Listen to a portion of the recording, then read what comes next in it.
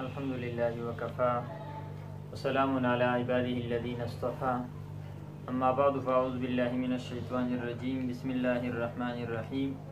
وما كان الله ليعذبهم وأنت فيهم وما كان الله معذبهم وهم يستغفرون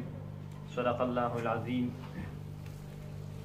سامعين و ناظرين و کتونکو مسلمانان رونو، څنګه چې تاسو ته پته ده چې په دې ملک کې خصوصا او په تمامه دنیا کې عموما د یو عذابي شکل باندې دا بیماری شروع ده چې هغې ته کرونا وایرس ویلی کیږي، او دغه بیماری د روکتام دپاره حکومت هم لګی دی، هلې ځلې کوي، او په دې ملک کې خصوصي توګه باندې چې کوم علماء کرام دي او کوم د دې ملک خصوصي رهنماګان دي، هغوی چې کوم دی خپلې هلې ځلې کوي، خو هغه د اسکارو په شکل سره وي، او که هغه نور کوم تدابیر وي نو هغوی هغه کوي، او دې دپاره لګیا دي چې الله جل شانه د دې ملک نه خصوصا او تمام امت مسلمه د دې خطرناکې بیماری نه چې کوم دی محفوظ کړي. علماء کرامو خصوصا زموږ مشرانو او کابرینو په دې باندې خبرې کړې وي، خو زما یو دوست یا ملګری مې د سهارې ماته یو رینګې راته کړي چې په دې باندې یو څو منټه خبرې وکړه، نو د هغه د وجې نه چې کوم دی زه هغه ته یو کلیپ چاپ کومه. اول نمبر خو موږ او تاسو له چې کوم دی دا پکار دي چې خصوصا کوم چې اطبا او ډاکټران حضرات احتیاطي تدابیر ذکر کوي، نو په دې باندې چې کوم دی عمل پکار دی، ځکه چې یو مسله راشي نو په ځینې مسله کې چې کوم دی هغه ډاکټران په دغې باندې ډېر ښه پوهېږي او هغوی ته د دې څیزونو پته لګي، نو دغې د وجې نه چې کوم دی ډاکټران حضرات اطبا هغوی چې کوم احتیاطي تدابیر ذکر کوي نو هغه اول نمبر په ځان کې راوستل او عملي کول. لکه مثلا هغوی دا وایي چې دا پوزې ته به دغه اچوئ، دویم نمبر لاسونو ته به چې کوم دی لستانې اچوئ، نو دا یو خصوصي سیز دی او هغوی ته دا پته لګي، لکه مطلب دغه پکار دی. دویم نمبر خبره چې کوم دی رجوع الله، الله جل شانه ته رجوع کول او الله جل شانه نه یره کول، ځکه دا داسې عذاب دی چې د دې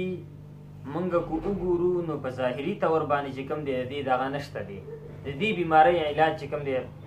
نشته دی چې څوک یې ګیر کړ نو هغه ته چې کوم دی څه ناڅه تکلیف او هغه تر دې چې ختموي.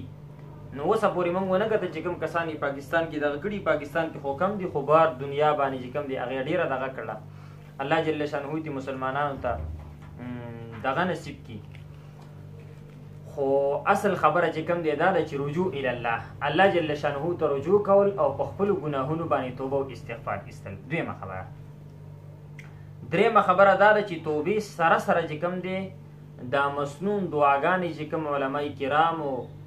او فقهای کرامو دا ذکر کړي دي، نو د دې کثرت ورد چې کوم دی کول، کثرت ورد چې کوم دی دار دی. یو خدای چې احتیاطي تدابیر دا دي چې اطبا حضرات وایي جمعواري به نه جوړوئ، یو ځای کې به چې کوم دی ډېر نه راجمع کیږئ، جمعواري به نه کوئ، اجتماعات به نه کوئ، نو دې شیزونو باندې چې کوم دی عمل پکار دی، خپل ماشومان دا محفوظ ساتل پکار دي، خپل بوډاګان، خپل سپینګیري، دې ټولو باندې چې کوم دی خیال کول پکار دي چې دوی د احتیاطي تدابیرو ته سوچ وکړي، او د هغې نه بعد چې کوم دی توبه او استغفار الله جل شانه ته سر په سجده باندې کېښودل او الله جل شانه ته او زاري کول چې پروردګار دا کوم عذاب تا راوستی دی الهه، راوستونکی ذات هم تی، دا زموږ عقیده ده، او لرې کوونکی ذات هم تی، نو دی الله جل شانه سره صلح او روغه کول، الله جل شانه ته سر په سجده باندې کېښودل، پروردګار زموږ ګناهونو په وجه باندې کودا راغلي وي، نو د معصوم ماشومانو ته وګورې الهه دا چې کوم دی د موږ نه لرې کړي. نو دې دپاره علماو دغه اذکار ذکر کړي دي چې حسبنا الله ونعم الوکیل 313 بار دا په ورځ کې ویل پکار دي، او دا آیت کریمه لا اله الا انت سبحانک انی کنت من الظالمین دا کم از کم 100 کرته ویل پکار دي، او استغفار استغفر الله ربی من کل ذنب واتوب الیه دا 100 کرته ویل پکار دي، واستغفر الله استغفر الله الذي لا اله الا هو الحي القيوم واتوب الیه دام چې کوم دی 100 کرتی ویل پکار دی. او دې سره سره چې کوم دی یو دعا ده چې حدیث کې راځي دغه دعا باره کې دغه د سحر مونږ نه پس وکرتې او د ماښام مونږ نه پس وکرتې ویل پکار دي. بسم الله الذي لا يضر مع اسمه شيء في الارض ولا في السماء وهو السميع العليم. خالد بن ولید رضی الله عنه یو ځل لاړې او یو کافر باچا له ورلې هغه سره صحابه چې کوم دی قیدي نو هغه ورلې او د صحابو راخلاصولو مطالبه یې وکړه. د سره مخکې چې کوم دی یو جام پروت و د شراب وډکو او هغه ورته ویلې دا شراب نه دا زهر جام ډک ویل دا اوس که دا به سپیدم. هغه پیدا دعا چې کوم دی 3 کرتې ویله او راواړول ویس کړ نو هغه ته هېڅ تکلیف ونه رسو. نو دا دعا چې کوم دی په کثرت سره ویل پکار دي. څلورمه خبره